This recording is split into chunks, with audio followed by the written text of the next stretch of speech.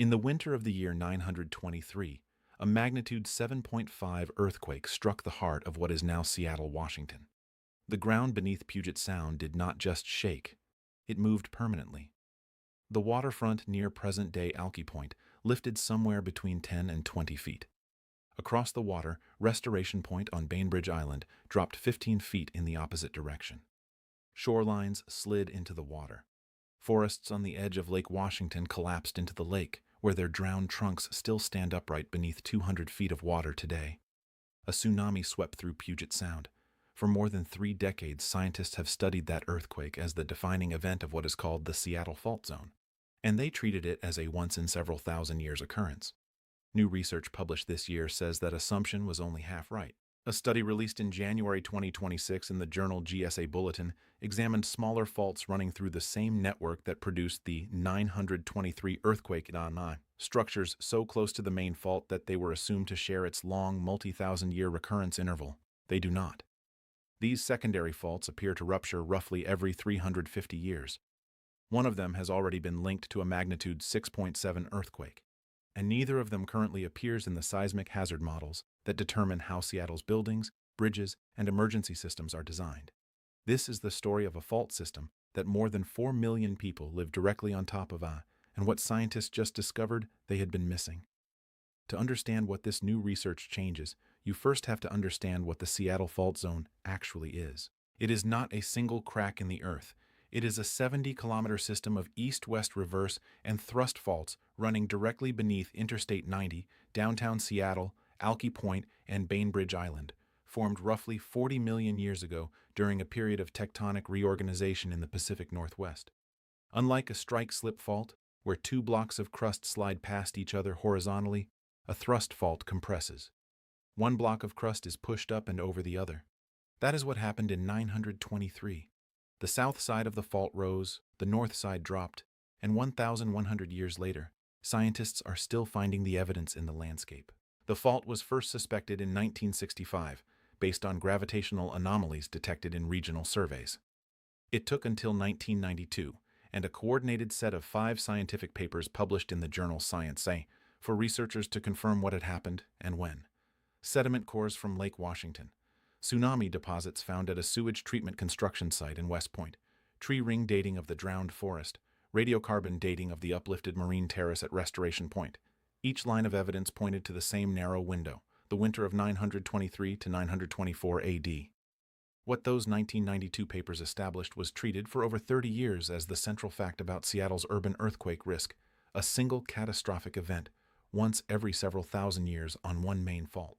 The Pacific Northwest's earthquake risk conversation has long been dominated by a different, much larger threat, the Cascadia subduction zone, the 1,100-kilometer fault running offshore from Northern California to British Columbia, capable of producing a magnitude 9.0 megaquake.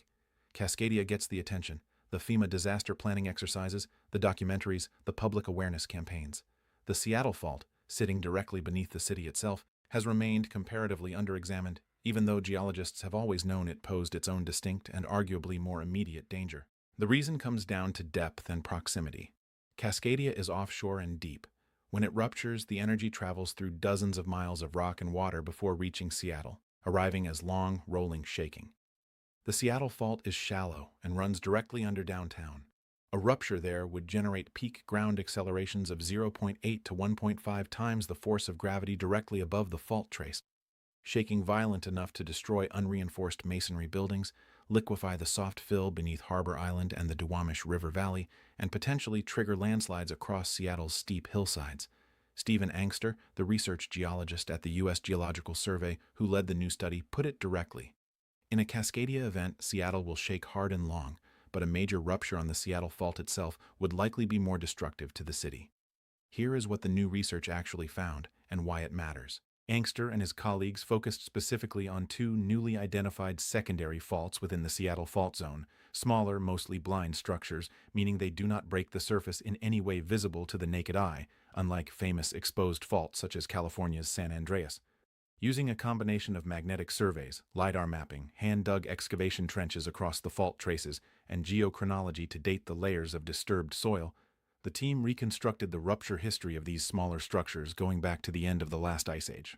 What they found was a fault behaving on a completely different clock than the main Seattle fault, while the big structure that produced the 923 earthquake appears, according to a companion study published in the journal Geology, to have ruptured only once at that scale in the past 11,000 years. The secondary faults have been rupturing roughly every 350 years.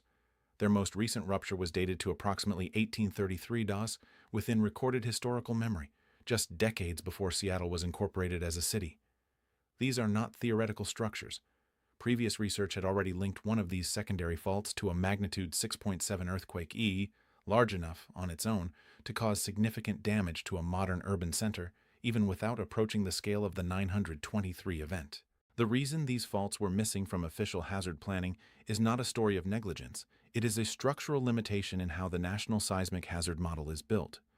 Faults below a certain minimum length threshold are excluded from the model entirely, because the standard assumption is that shorter faults cannot generate earthquakes large enough to justify the added complexity of including them. Angster described the problem precisely. When the National Seismic Hazard Model is generated, these shorter faults are left out because they don't meet the minimum length requirement and are therefore assumed to have low magnitude potential. In the case of the Seattle fault zone specifically, scientists still do not fully understand the rupture dynamics at depth, but the data now shows these faults are rupturing more frequently and, in Angster's words, pretty close to home. That gap between what the models assume and what the trenches reveal is not a minor technical footnote. The National Seismic Hazard Model is the foundation document for building codes across the United States. It determines how much lateral force engineers must design a hospital, a bridge, or a high-rise to withstand. It shapes insurance risk calculations. It informs where emergency response infrastructure gets built and how it gets reinforced. A fault that ruptures every 350 years but does not appear in that model is a fault the built environment of Seattle was never specifically designed to survive. More than 4 million people live in the greater Seattle metropolitan area, sitting directly atop this fault network. Downtown Seattle, the Interstate 90 corridor, and Bainbridge Island all lie along the surface trace of the broader Seattle fault zone. A modern rupture comparable to the 923 event, or even a smaller secondary rupture on the order of magnitude 6.5 to 6.7, would strike a region built largely without that specific threat in mind. Liquefaction-prone fill beneath the Duwamish Industrial Corridor, the unreinforced masonry buildings that remain common throughout the city's older neighborhoods, and the layered, water-adjacent infrastructure of the Seattle waterfront all sit within the zone of greatest exposure. Harold Tobin, a geophysicist at the University of Washington and head of the Pacific Northwest Seismic Network, who was not involved in either new study, described the findings as carefully done research that changes the practical risk calculus for the region.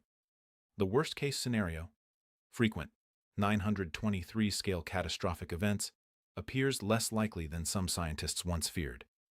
But the alternative scenario the new data reveals is its own kind of bad news. Smaller earthquakes, not as catastrophic individually, but occurring on a cycle measured in centuries rather than millennia, striking a city built on the assumption that they essentially do not happen at all. There are three things scientists and regional planners are watching now. The first is whether the U.S. Geological Survey incorporates these secondary fault findings into the next revision of the National Seismic Hazard Model.